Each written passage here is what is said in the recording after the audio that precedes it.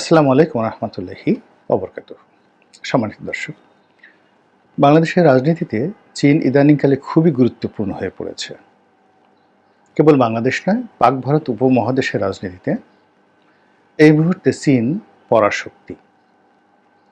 তাদের যে দাপট, এই দাপটের কাছে এখন আমেরিকা শিশু। আফগানিস্তান থেকে শুরু করুন, এই মুহূর্তে রাশিয়া এবং চীন তাদের কৌশলগত পার্টনার হিসেবে পুরো আফগানিস্তানের যে তালেবান সরকার তাদেরকে যেভাবে সাহায্য করছে এবং সহযোগিতা করছে, এবং এই মুহূর্তে আফগান অর্থনীতি যেভাবে ঘুরে দাঁড়িয়েছে এবং আফগান মুদ্রা খুব অল্প সময়ের মধ্যে যে শক্তিমত্তা অর্জন করেছে, যেটি মার্কিন ডলারের সঙ্গে সামঞ্জস্যপূর্ণ।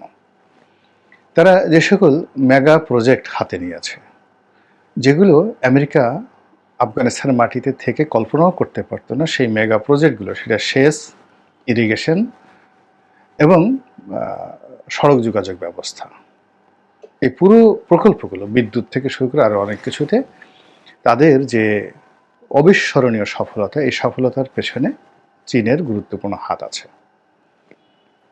2 নম্বর হলো যে শ্রীলঙ্কাতে চীনপন্থী ছিলেন এক গ্রুপ, এখন যারা আছেন তারাও চীনপন্থী, এবং সেখানে বাংলাদেশের মতোই একটা গণ অভ্যুত্থান হলো, এবং এটা আরও ব্যাপক। বাংলাদেশে এটা ছাত্রদের ছিল, আর ওটা একেবারে, এখানে আমরা ছাত্র জনতা বলি, আর ওখানে সত্যিকার অর্থে গণ অভ্যুত্থান। এবং বাংলাদেশে যেমন শেখ হাসিনা সরকারের দুর্নীতি, অনিয়ম, এটার একটা সীমা অতিক্রম করে ফেলেছিল, কিন্তু মহেন্দ্র রাজাপাকসের যে ইতিহাস, ঐতিহ্য, তার বিরুদ্ধে অনেক অভিযোগ ছিল, কিন্তু সেটা একটা নির্দিষ্ট সীমার মধ্যে ছিল। এবং শ্রীলঙ্কার ইতিহাসে মহেন্দ্র রাজাপাকসের যে ইতিহাস, বিশেষ করে তামিল যুদ্ধ যখন চলছিল, গেরিলা যুদ্ধ চলছিল, সেই যুদ্ধে তার যে অবিস্মরণীয় অবদান, এই কারণে তিনি কিন্তু মোস্টলি রেসপেক্টেড ওয়ার হিরো। তো তার মতো মানুষকে সপরিবারে শ্রীলঙ্কা ছাড়তে হয়েছে, এবং পুরো অর্থনীতি দেউলিয়া হয়ে গিয়েছিল। বাংলাদেশ কিন্তু শ্রীলঙ্কার মতো দেউলিয়া হয়নি, এখনও নয়, কিন্তু শ্রীলঙ্কা পুরোপুরি দেউলিয়া হয়ে গিয়েছিল। সেই শ্রীলঙ্কাকে রাজনৈতিকভাবে, অর্থনৈতিকভাবে একটা এরকম স্ট্যাবল অবস্থায় আনা হয়েছে, যেটি অকল্পনীয়, ভারত বা অন্য কোনো দেশ কল্পনাও করতে পারেনি, এবং সেই কাজটি কারা করেছে? চীন করেছে। 3 নম্বরে পাকিস্তানে ইমরান খানের সরকারের পতন, এরপরে আফগানিস্তানের সঙ্গে তাদের যে সীমান্ত সম্পর্ক, সংঘর্ষ, তারপর আমেরিকা চলে যাওয়ার পরে হঠাৎ করে যে আফগান সংকট তৈরি হলো, এটা পুরো পাকিস্তানের স্বাধীনতার, সার্বভৌমত্ব থেকে শুরু করে সব কিছুকে তছনছ করে দিয়েছে। তো সেখানে একটি রাজনৈতিক সরকার বসানো, সেনাবাহিনীর সঙ্গে রাজনীতিবিদদের যে দূরত্ব এমন পর্যায়ে চলে গিয়েছিল যে জনগণ বিক্ষুব্ধ হয়ে ক্যান্টনমেন্টগুলো পুড়িয়ে দিচ্ছিল। সেই জায়গাতে রাজনীতিবিদদের সঙ্গে বৈঠক করে অসম্ভব কতগুলো ঘটনা চীন ঘটিয়েছে। সে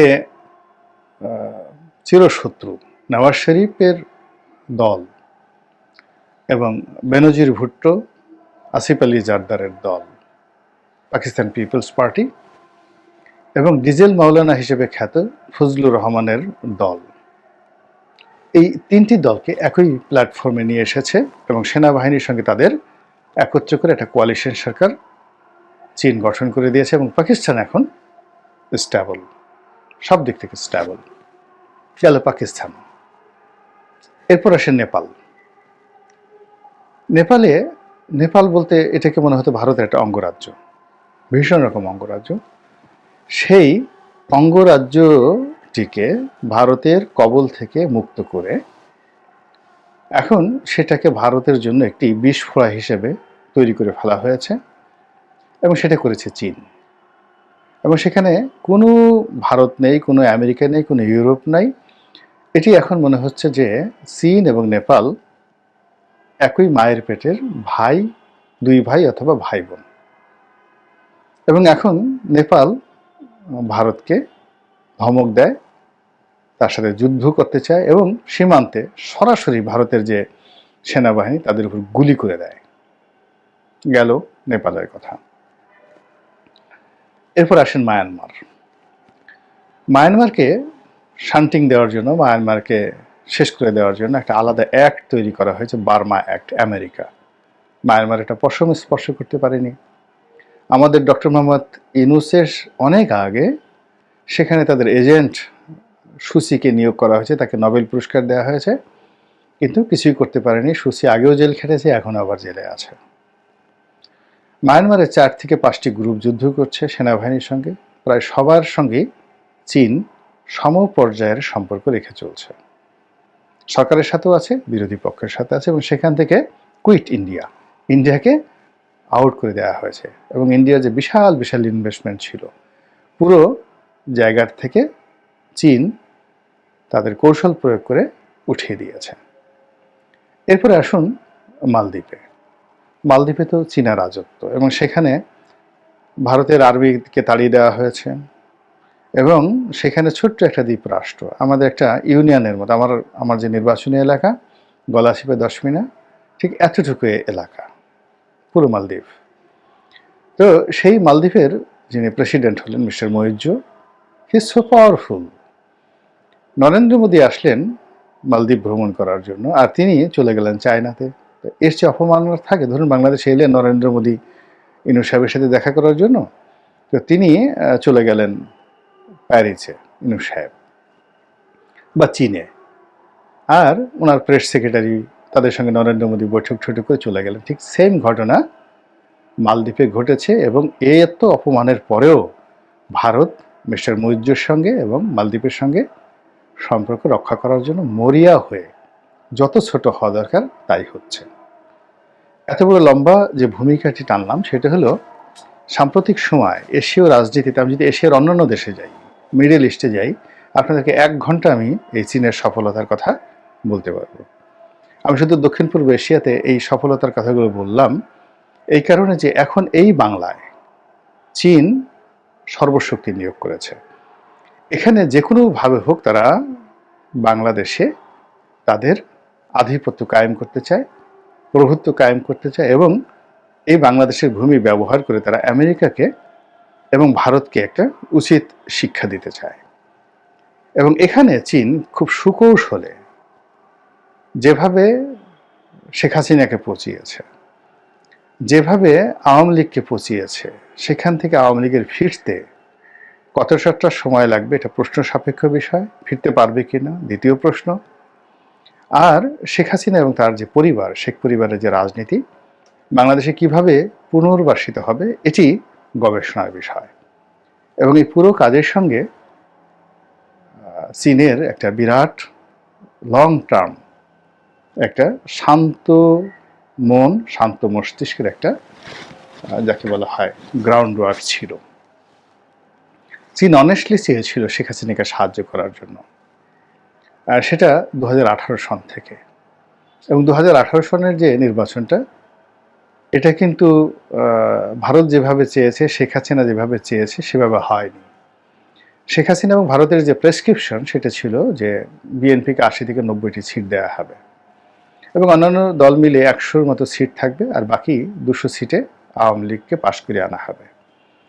ঠিক সেই জায়গাতে একেবারে 24 ঘন্টার নোটিশে চীন এমনভাবে ঢুকে পড়েছে যে কিভাবে যে ভোট হয়ে গেছে 2018 সনে রাতের ভোট, এটা ভারতের যে গোয়েন্দা সংস্থা কল্পনাও করতে পারেনি। পুরো কাজটা চীন করে দিয়েছে। এবং এর ফলে কি হলো, শেখ হাসিনাকে জনগণের কাছে বেঈমান, বিএনপির কাছে মুনাফেক, এবং তার নিজের দলের লোকদের কাছে একটা খেলনা পুতুল বানিয়ে দিয়েছে। আর দিল্লির সঙ্গে তার সম্পর্কটাকে একেবারে প্রশ্নবিদ্ধ করে তুলেছে। এরপর থেকে 2018 পর থেকে শেখ হাসিনা আসলে কার্যত তার কোনো ক্ষমতা ছিল না। তিনি একবার চীনের দিকে ঝোঁকার চেষ্টা করেছেন, একবার আমেরিকার দিকে ঝোঁকার চেষ্টা করেছেন, একবার ফ্রান্সের দিকে ঝুঁকে ফ্রান্সের সাহায্য নিয়ে ইউরোপীয় ইউনিয়নের সম্পর্ক রাখতে চেয়েছেন, আর দিল্লির সঙ্গে বারবার চেষ্টা করেছেন, কিন্তু কেউ তাকে বিশ্বাস করেনি। আর তিনিও যেভাবে লোকজন সহকারে পরিবেষ্টিত থাকতেন, তিনি নিজের ওজন, আকার, আকৃতি, অবস্থান এটা তিনি বুঝতে পারেননি। ফলে তাকে বাংলাদেশ থেকে ভারতে চলে যেতে হয়েছে। এখন প্রসঙ্গে আসি, সেটা হলো চীন বাংলাদেশে তৎপরতা চালাচ্ছে। তৎপরতার সঙ্গে তারা পাকিস্তানকে নিয়ে নিয়েছে। এখন তারা ধর্মভিত্তিক সকল দলের সঙ্গে সম্পর্ক রক্ষা করছে, বিএনপির সাথে সম্পর্ক রক্ষা করছে, আর জামাতের সঙ্গে সম্পর্ক রক্ষা করছে সমান তালে। আপনারা দেখেছেন যে বিএনপির একটা বিরাট গ্রুপ ইতিমধ্যে চীন ভ্রমণ করে এসেছে, এবং তারা চীনে গিয়ে চীনের কমিউনিস্ট পার্টির লোকদের সাথে কিভাবে বৈঠক করেছে। এবং এই বৈঠকের ফলাফল আপনারা বুঝতে পারবেন যখন বিএনপির ক্ষমতা চলে যাওয়ার পর্যায়ে এসেছিল 2005 সনে। ওই সময়টাতে কিন্তু আওয়ামী লীগকে ডেকে নিয়েছিল চীন। শেখ হাসিনার নেতৃত্বে বেশ কয়েকবার চীনের উচ্চ পর্যায়ের একটি গ্রুপের সাথে, প্রতিনিধির সঙ্গে আওয়ামী লীগের নেতাদের ঘন ঘন বৈঠক হতো। এবং আমি যে ওই সৈয়দ আবুল হোসেনের যে দৌড়ের গল্প বলেছিলাম, ওটা ওই চীনে হয়েছিল। তখন সাবির হোসেন চৌধুরী, ওবায়দুল কাদের সাহেব, আবুল হোসেন সাহেব এবং স্বয়ং শেখ হাসিনা চীনের ভ্রমণে ছিলেন, এবং একটা স্পোর্টস স্কুলে যখন তাদেরকে নেওয়া হলো সেখানে এই দৌড়ের ঘটনাটি ঘটেছিল। তো এখন এই যে ক্ষমতায় বিএনপি, কিন্তু আওয়ামী লীগের লোকদেরকে তারা টেনে নিচ্ছে, এটা বিএনপি তখন কাউন্ট করতে পারেনি, এবং তারপরে কিন্তু আওয়ামী লীগই ক্ষমতায় এসেছে 1/11-এর পর।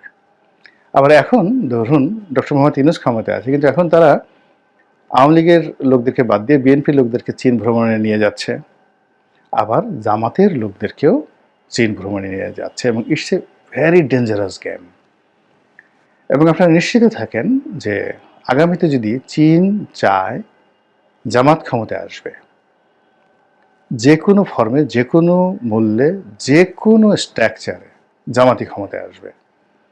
আর চীন যদি চায় বিএনপি ক্ষমতায় আসবে, তাহলে বিএনপি ক্ষমতায় আসবে। এবং এখানে যে সমস্যাটা হবে সেটা হলো, জামাত যদি ক্ষমতায় আসে, বিএনপির অস্তিত্ব হয়ে যাবে জাতীয় পার্টির মতো, এবং তারা সঙ্গত কারণে নিরাপত্তার জন্য আওয়ামী লীগকে ওয়াকওভার দেবে। আবার বিএনপি যদি ক্ষমতায় আসে, তারাও কিন্তু জামাতকে নির্মূল করার জন্য সর্বশক্তি নিয়োগ করবে, এবং তারাও তাদের মাঝামাঝি, জামাত এবং তাদের মাঝামাঝি একটি শক্তিশালী দল আওয়ামী লীগকে দাঁড় করিয়ে দেবে। এবং এখানে চীনের জন্য সবচেয়ে সুবিধাজনক বিষয় হলো, যারাই রাজনীতির ময়দানে আছে তাদের সবার সঙ্গে তাদের সংযোগ আছে, সম্পর্ক আছে, এবং কেউ তাদেরকে গালি দেয় না, কেউ তাদেরকে বলে না চীনার সাম্রাজ্যবাদ। তো কাজেই সময় যাচ্ছে, দেখা যাক। সামনে অনেক রাজনীতির খেলাধুলা আছে, অনেক সমীকরণ আছে, অনেক যোগ বিয়োগ আছে, অনেক নায়ক দেখবেন, অনেক নায়িকা দেখবেন, অনেক মঞ্চ তৈরি হবে, আবার অনেক মঞ্চের পর্দা নেমে যাবে, আবার নতুন পর্দা আসবে। আমার তো মনে হয় 5 থেকে 7 বছর, 8 বছর, 10 বছর এই অবস্থা চলতে থাকবে, মোটামুটি একটা স্টেবল অবস্থা আসার জন্য। আল্লাহ আমাদের সবাইকে হেদায়েত দান করুন এবং হেফাজত করুন। আসসালামু আলাইকুম ওয়া রাহমাতুল্লাহি ওয়া বারাকাতুহু।